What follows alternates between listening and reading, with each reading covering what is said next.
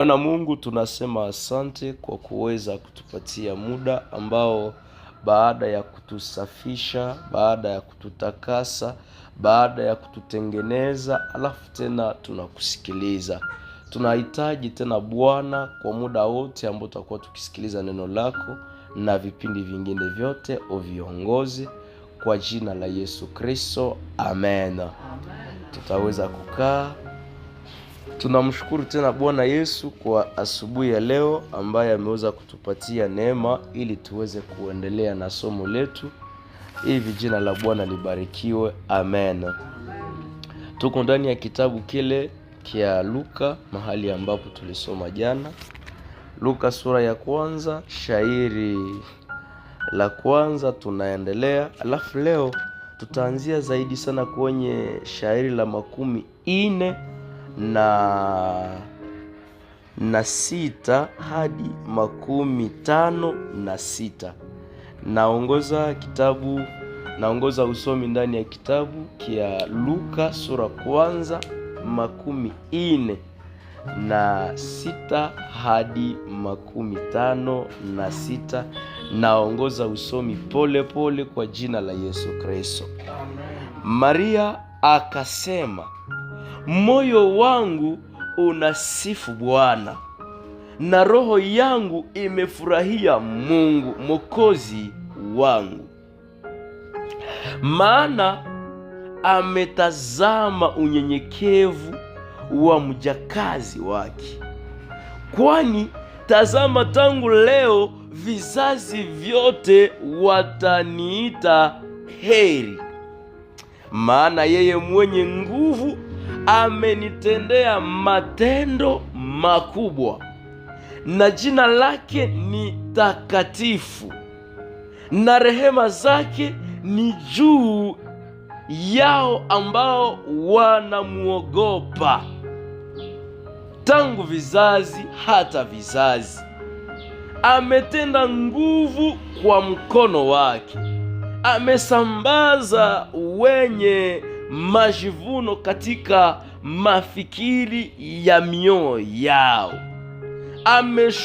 Ameshusha wakubwa katika viti vyao, amepandisha wanyenyekevu.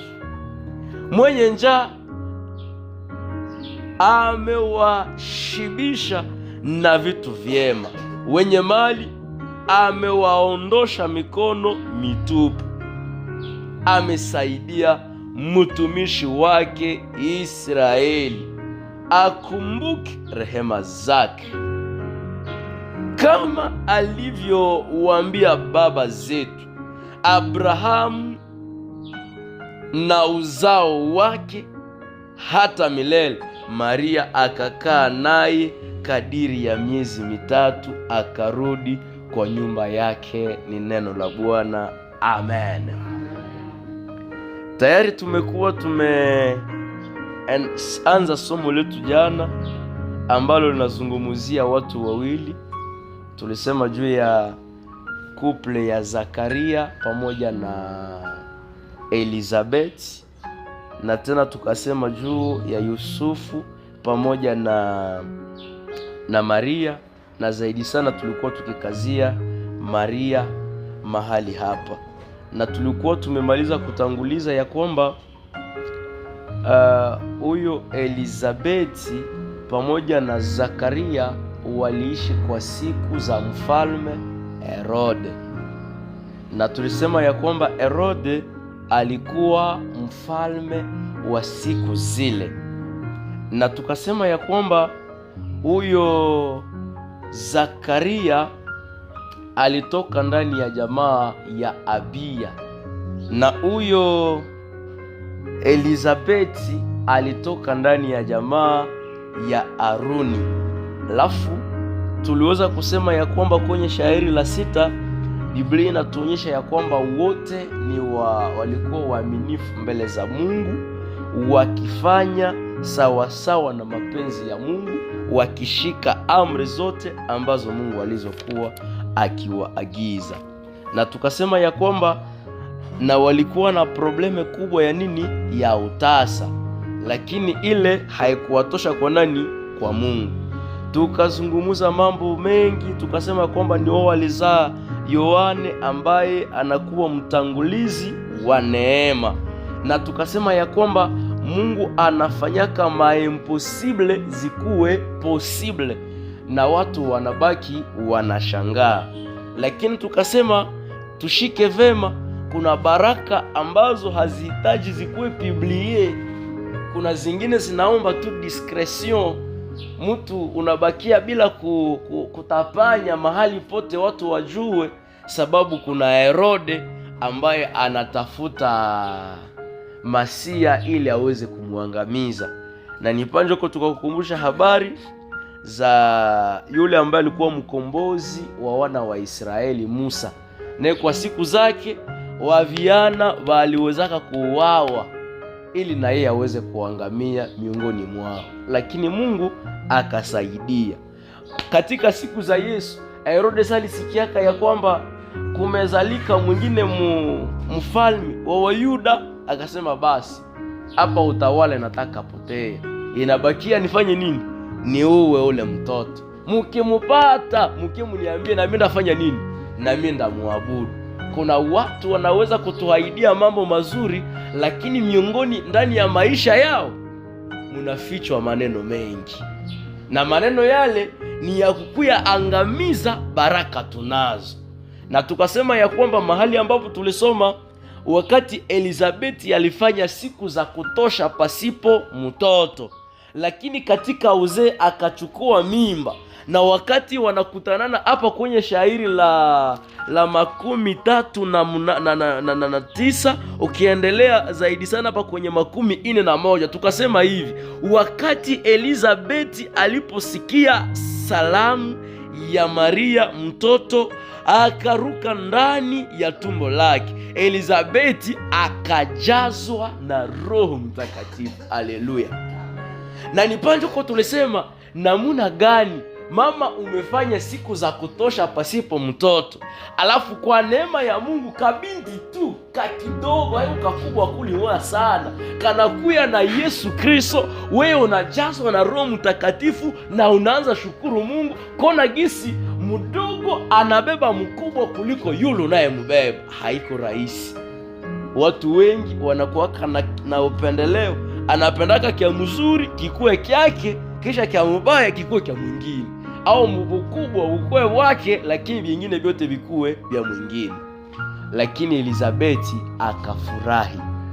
Na alifurahi sababu gani? Sababu kunazaliwa mwana ambaye ni mwokozi wa watu wote. Na tukasema nini?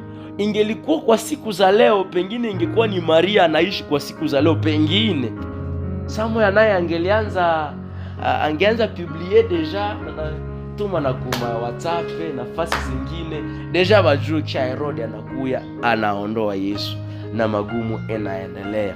Alafu tukasema ya kwamba tujifunze kukuwa pia wanyenyekevu, hata tuweze kubeba kitu cha samani katika jamaa. Inaweza fika wakati mama yangu wewe unakuwa mkubwa ndani ya jamaa. Hapana, ukubwa haiko titre, lakini ukubwa ni responsabilite. Haleluya! Kuitwa tu mama ile haiko titre, kuitwa tu mwalimu ile haiko titre, lakini ni nini? Ni responsabilite, ni kazi. Inaomba tukikuita mwalimu, hakika uko na uko nani? Uko mwalimu. Mimi hapana ya jina, sababu ya jina hailetake matunda kwa Mungu na kwa watu ambao wanaomzunguka. Hata tuite tuseme uko president, haitabadili kitu. Lakini tukitumika, kila mtu anasema kwa kuona namna jinsi fulani anatumika, ole ni nani? Ni president. Alafu tuliweza kuzungumuza maneno yale, na tukaonyesha ya kwamba Maria aliposikia namna jinsi wanamukaribisha, namna jinsi maneno anatembea vilivyo, Olie naye anze jitapa sema mimi nilikwambia kama siko mimi Olie anze ile hapo kwa tumesoma sasa.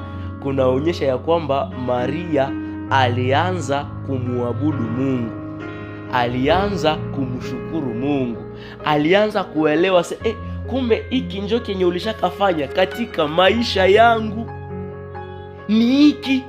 na akaanza elewa ya kwamba kumbe neema ya Mungu ndiyo inatosha ndani ya maisha yake. Akamtukuza Mungu, akaendelea. Alafu tukapima zungumuza ufupi wa Noeli, namna jinsi ilianzaka Mukibrania, Mukigiriki, Mukiingereza. Kwa nini watu walikubaliaka ikuwe na kuwa le 25, hata kama ilikuwa ni fete ya le 21 pamoja na Constantin ambaye alikuwa mfalme kwa siku zile, naye na akaokoka akasema ole tuongeze kuwa na abudu jua, tuanze abudu Yesu sababu mahali ametutosha ni mbali, tumshukuru kwa yote ambayo ameyafanya. Tukumbuke ya kwamba alizaliwa kwa siku moja, wakaitosha kule 21 ikakuwa le 25. Alafu ni pale ndipo tulikuwa tumezungumuza.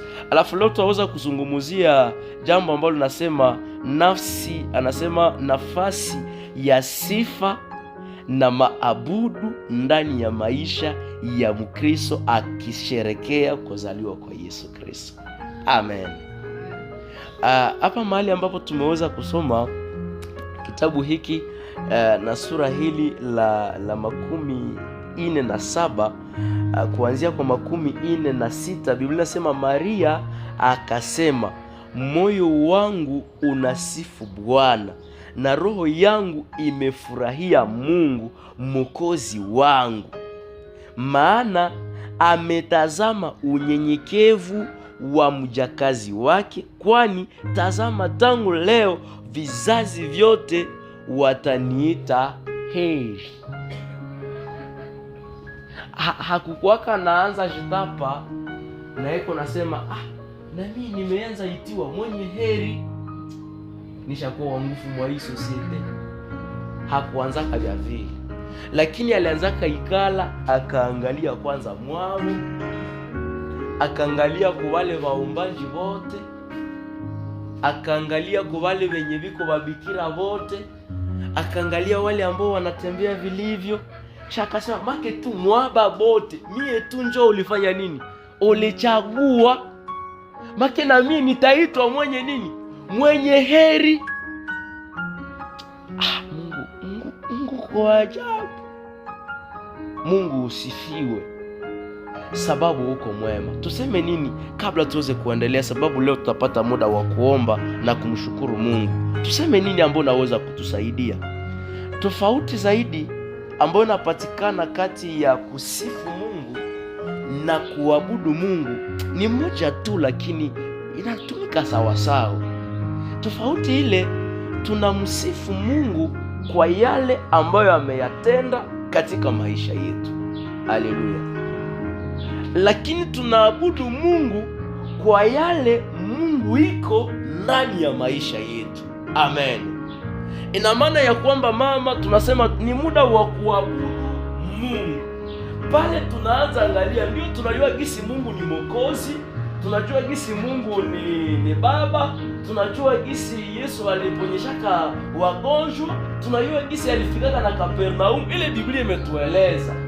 Alafu sasa mwa ile maneno yote tena Mungu ameonekana namna gani katika maisha yako, ni ile ndio tunatafuta. Kwa mfano ulikuwa huko msweze intensif na ulishajua kama hapa nataka fanya nini, nataka kufa. Shona shituka unatoka tena ndani na mwingine anaenda unasema na mimi nimetoka pale namuna gani? Kumbe Mungu uko unampatia jina. Haleluya. Amelifika wakati ambapo ulipitia muda ya nguvu sana mu maisha na upeke ulikuwa sema raba hapa vitu vimeharibika ama hata aksida. Unashitoa tu aksida, wewe unatoka pale na kila mtu umetoka pale aye. Ulio useme ni sixième sens. Unaelewa gisi Mungu kwa amekutosha ni mbali, alafu namupatia jina. Acha tena basi asubuhi ya leo Mungu akushangaze kiasi kwamba umpatie jina yengine. Haleluya. Ni ile unamwabudu kwa yale umeona. Hakika hata kama shie bote tuko tunaabudu Mungu kwa hiki. Mimi nakutana tena kose niseme hivi sababu mimi nimeona vingine pengine walikuwa hawayaona. Ni ile njoo naleta mtu kuabudu. Na kuabudu Mungu haiko tu mpaka tuimbe ka muziki kateketeke. Hapana. Kuabudu Mungu ni wakati umefanya tena unarudisha mafikiri nyuma. Unaangalia wa chini kuweye, unaangalia mwenye iko sawa sawa na wewe, unaangalia mwenye iko yulu kuweye, alafu unaangalia mazingira Mungu amekupatia na neema Mungu amekupatia nacho. Ifo tu nishukuru Mungu. Haleluya. Lakini katika ile mazingira inaweza fika wakati ambapo unaanza sasa kumsifu Mungu. Unamsifu Mungu kwa yale ameyatenda katika maisha yako. Amen. Nizaleta mfano. Ulikuwa na waza kwanza tuangalie le 25, le 26, le 27, surtout le 26, le 27, le 28 ya janvier. Nini ilitokeaka? Si kila mtu anayua nini ilifanyikaka? Nani alikuwa anayua kama tutafika kwa hii mwezi na tuko tunaendelea bien? Njia zikafungiwa kila kitu, lakini kinachotushangaza tumefanya, tulikufa basi. Si tungali hai, tunaweza kumshukuru tena Mungu. Haleluya. Watu wengi wamelungisha mwa hii periode. Wametosha pesa wapi? Na wengine si wamejenga. Ni muda wa kumshukuru Mungu. Mtu mmoja alisemaka kama unapenda uweze kufikia kiwango ya kumshukuru Mungu, angalia tu wa chini, angalia baba mko nabo na uangalie wenye weko yule. Shotaelewa gisi mie siko sawa huyu. Kumbe tena Mungu shaka nisaidii. Naye atangalia na mie siko tena sawa ule mwingine. Naye alafu finalema bote wanafanya nini? Wanamshukuru Mungu. Ndiyo, kuna wimbo moja ambao unapatikana ndani ya nyimbo za wokovu ambazo zinasema uhesabu tu baraka za nani? Za Mungu, na pale utaanza kumwabudu Mungu sababu umeona. Alafu katika maisha ya mtu kuna vipindi ambavyo anaweza kuvipitia anaviona kama kawaida, lakini na ni neema kubwa toka kwa Mungu. Nitaleta mfano ya wale ambao walizaliwa ni walemavu. Jua afike mkijiji hana macho, atafika je? Wewe si Mungu amekupa hiyo, si kidogo lakini chakababi. Wengine sai biko mumakambi, sijui kama na nyewe mshakapata neema kwenda tembelea hata makambi fulani, maorfelina, maaba wale vita ilikuwa kama anaenda kwa mkabashi. Unaweza kuishi mubashi ni rahisi, wewe mshakazoea kuwa na mashambre. Nacho ni kitu cha kabambi. Alafu huyu Maria naye ni vile njobi alianza kaikala, anaanza waza, anaanza jimagine Roho Mtakatifu, anaanza jimagine maprofesi zilifanyikaka, anaanza ona vyote, anasema Mungu ayenjo uliona mtu mwenye Mungu jina lako lifanye nini? Libarikiwe. Akaanza kumwabudu Mungu na akamtukuza. Alafu asubuhi ya leo kilicho kuwa miongoni mwa lengo za somo zetu ni kila mtu kupata muda wa kukumbuka wapi anatoka na wapi amefika na wapi amekwenda. Ataelewa jinsi Mungu amemsaidia. Biblia inatuambia kwamba Yesu sanda zaliwa Bethlehemu ya Yudea. Si ni kamugini ka kidogo. Nani alikuwa anaweza kunaweza toka mfalme mwatatawala ka ulimwengu? Lakini sikulitoka ka Yesu mwenye anaacha shie tunakuwa huru. Juke kinachaka mtu anaelewa kama kulikuli Yesu ashakegea maisha yake. Cha kwanza sinampatia salama ya roho. Sinampatia na uhakika. Sana kukubalisha na mbele za watu. Sana kusamanisha na mbele za watu. Ingekuwa wanafatanaka na kila kitu. Asikie kama tunashitu kwa hapa Goma shiboti. Ingekuwa Mungu anafatanaka na kuyua ongea. Asikie kama ile place yenye uko nayo mfamie kama ni yako vraiment. Ndani ya kazi, eske kama vraiment na wewe mama uko munyumba. Lakini si neema kutoka kwa Mungu. Bandugu wapenzi, tushimame tuweze kuwa na maombi ya kumshukuru Mungu. Ni nini ambayo umekutana ya kwamba Bwana iko na kuwezesha tangu mwanzo wa mwaka